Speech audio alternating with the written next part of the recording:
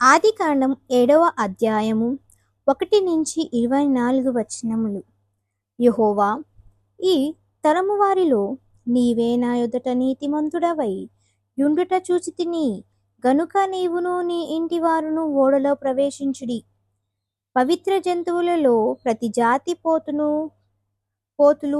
7, పెంటలు 7, పవిత్రములు కాని జంతువులలో ప్రతి జాతి పోతును పెంటయు 2, ఆకాశ పక్షుల్లో ప్రతి జాతి మగవి 7, ఆడవి 7. నీవు భూమి అంతటి మీద సంతతిని జీవముతో కాపాడునట్లు నీ యొద్ద ఉంచుకొనుము. ఎందుకనగా ఇంకను 7 దినములకు నేను 40 పగలును 40 రాత్రులను భూమి మీద వర్షము కురిపించి నేను చేసిన సమస్త జీవరాశులను భూమి మీద ఉండకుండా తుడిచివేయుదునని నోహవుతో చెప్పెను. తనకు యెహోవా ఆజ్ఞాపించిన ప్రకారము నోహవు యావత్తు చేసెను. ఆ జలప్రవాహము భూమి మీదికి వచ్చినప్పుడు నోహవు 600 ఏండ్లవాడు.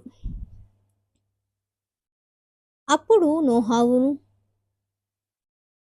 అతనితో కూడా అతని కుమారులను అతని భార్యయు అతని కోడలును ఆ ప్రవాహ జలములను తప్పించుకొనుటకై ఆ ఓడలో ప్రవేశించిరి.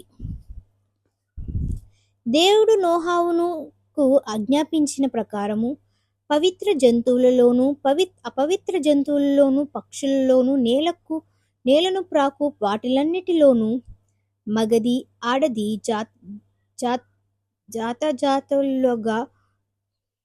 జతజతలుగా ఓడలో నున్న నోహవు నొద్దకు చేరెను.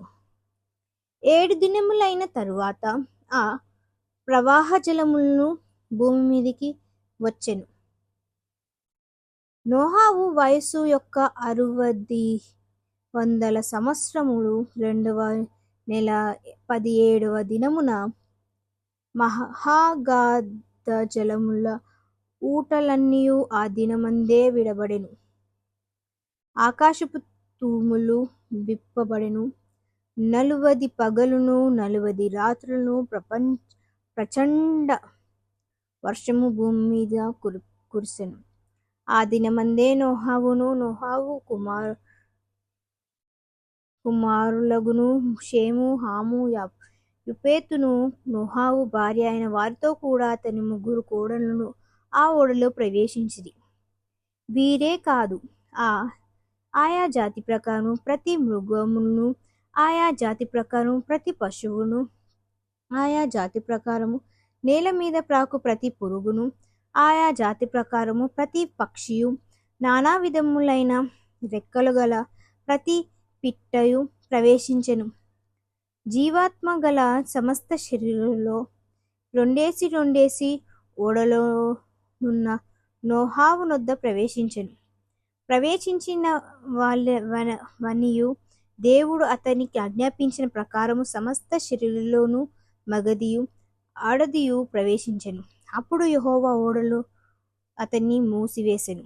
ఆ జల ప్రవాహము 40 దినములను భూమి మీద నుండగా జలములు విస్తరించి ఓడను తేలచేసినందున ఆ భూమి మీద నుండి పైకి లేచెను. జలములు భూమి మీద ప్రచండముగా ప్రబలి మిక్కిలి విస్తరించినప్పుడు ఓడ నీళ్ల మీద నడిచెను. ఆ ప్రచండ జలములు భూమి మీద అత్యధికముగా ప్రబలినందున ఆకాశమంతటి క్రిందనున్న గొప్ప పర్వతములన్నీయు మునిగిపోయెను.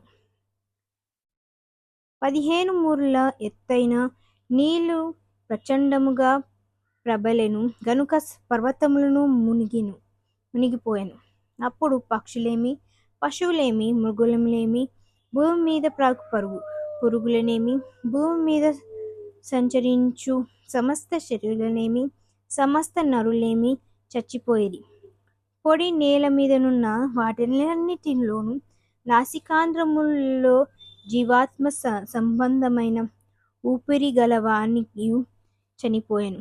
నరులతో కూడా పశువులను, పురుగులను, ఆకాశ పక్షులను, నేల మీదనున్న జీవరాశులన్నీ తుడిచివేయబడెను.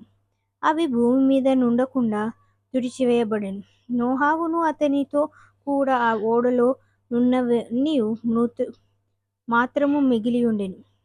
150 దినముల వరకు నీళ్లు భూమి మీద ప్రచండముగా ప్రబలెను.